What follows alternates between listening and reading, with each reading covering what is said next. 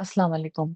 आजकल drama serial start हुआ है एक और पाकीज़ा, इसके ऊपर मैं पहले थोड़ी-सी बात कर चुकी हूँ। अब इसकी एपिसोड नंबर 3 और 4 आई थी और वो भी इक्वली अच्छी थी। मुझे इसके अंदर ड्रामे में सब लोगों की एक्टिंग बहुत ज़्यादा अच्छी लग रही है और बहुत ज़्यादा नेचुरल लग रही है। ख़ास तौर पे जैसे लड़की के अम्मा-अब्बा बनाए शुरू में दिखाया था कि माँ जो है वो अपने आप को मसरूफ़ रख रही है बर्तन माँज-माँज के और बाप जो है वो थोड़ा गुस्सा कर रहा है और बाप जो है वो किसी हद तक ख़ामोश है क्योंकि वो फ़ील करता है कि मैंने अपनी बेटी को थोड़ी आज़ादी ज़्यादा दे दी थी, इसलिए ये सब मेरा कसूर है।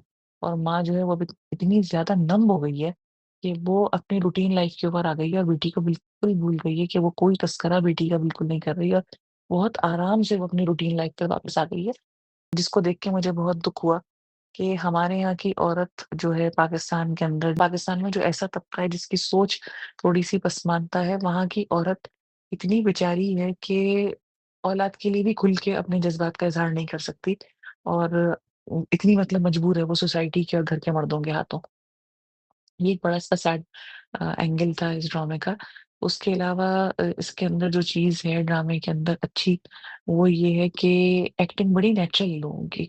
जो उनके एक्सप्रेशंस हैं, जो उनका एक ट्रॉमा नज़र आ रहा है उनकी आँखों से, वो बहुत ज़्यादा जो है नेचुरल है। किसी के साथ वाक़ई ऐसा हादसा पेश आ जाए, तो ज़ाहिर है कि इंसान नीम पागल क्या पूरा पागल हो जाए।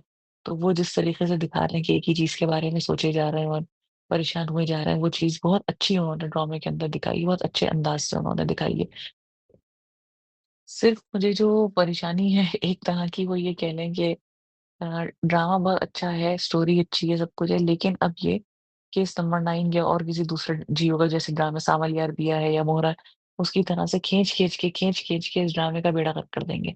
अगर ये इस ड्रामे को 6-8 किस्तों के अंदर या 12 किस्तों में भी खत्म कर दें ना, तो इसका इम्पैक्ट ज़्यादा होगा। ये जो उसको हर हफ्ते खींचते हैं, इससे नुकसान क्या होता है कि ये इस किस्म के ड्रामे जो होता है ना, जो बड़ा इंसान के ज़हन पे असर कर रहे होते हैं, उनका एक मूड बनता है इंसान का देखने का। जब आप उस मूड के अंदर आ जाते हैं, 2 किस्तें देख के उस फ्लो के अंदर आ जाते हैं, तो फ्लो टूट जाता है। पूरे हफ्ते का जो है वो गैप आ जाता है, 6 दिन का तकरीबन गैप आ जाता है और उसके बाद वो ड्रामा जो है दोबारा से आप देखना शुरू करते हैं और दोबारा से आप उस फ्रेम ऑफ माइंड के अंदर आ जाते हैं और जैसे ही आप फ्रेम ऑफ माइंड में आते हैं, वो ड्रामा खत्म हो जाता है। और उसमें ये है कि अब जब ये किस्तें इसकी आगे बढ़ेंगी ना 20-22 हो जाएँगी, तो बस ये वक़्त ज़ाया होना शुरू हो जाएगा। फिर क्या है कि आप ड्रामा देखने के लिए बैठेंगे, आप कहेंगे यार रिपिटेटिव बकवास है, चलो फॉरवर्ड करते हैं। फॉरवर्ड कर के आप जो है ड्रामा बस पूरा कर लेंगे कि चलो इस हफ्ते की एक साथ पूरी हो गई। और एक टाइम ऐसा आता है कि आप सोचते हैं कि भई अब आखिरी कश्ती देख लेंगे, बेकार की किस्तें जो हैं वो देखने की कोई ज़रूरत ही नहीं है। तो ये जो स्ट्रेचिंग है ड्रामे की अननेसेसरी क्योंकि सीरियस टॉपिक है, तो उसको मेरा ख़्याल है कि जल्दी ख़त्म करना चाहिए, क्विकली दिखाना चाहिए तो उसका इम्पैक्ट बहुत ज़्यादा होगा।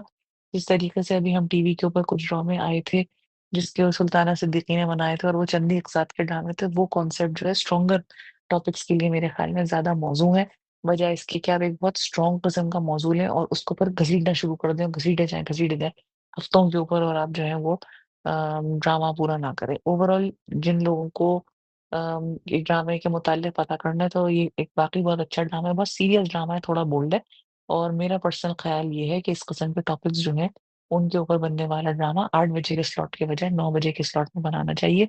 बहुत सारे लोग उसके ऊपर एतराज़ करते हैं कि नहीं जी ये बात गलत है, ये बात सही है।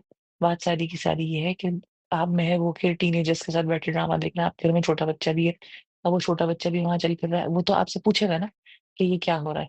वक़्त से पहले बच्चों को ये बातें जब पता चलेंगी तो उनके ज़हन को सिर्फ़ चीज़ देख के भी ट्रॉमा होता है। एक चीज़ मेंटल हेल्थ होती है, मेंटल हेल्थ यानी इंसान के दिमाग की सेहत, मेंटल हेल्थ को भी नुकसान पहुँचता है जब बच्चे बहुत यंग एज से इस किस्म की चीज़ें देखते हैं। कुछ लोग ये आर्ग्यू कर रहे हैं कि जी जब बच्चों के हाथ में मोबाइल डिवाइसेज़ हैं और उनको हर चीज़ के बारे में पता है, तो फिर ये बात भी पता लग गई। तो देखिए मोबाइल अगर आप अपने बच्चे के हाथ में दे दिया है और आप उसको चेक नहीं कर रहे, उसका टाइम नहीं बना रहे और उससे मोबाइल लेके वापस नहीं कर रख रहे, तो ये आपका कसूर है। ये आपकी ज़िम्मेदारी है, आप करें अपनी ज़िम्मेदारी पूरी।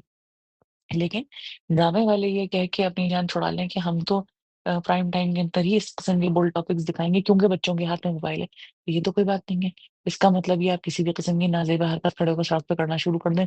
इसलिए क्योंकि जब लोग एतराज़ करें कि भई यहाँ पर हमारे बच्चे खड़े हुए हैं, तो वो कहेंगे जी आपके बच्चे तो मोबाइल पे सारी हरकतें देख ही लेते होंगे लिहाज़ा हम सड़क पे भी हरकतें कर रहे हैं।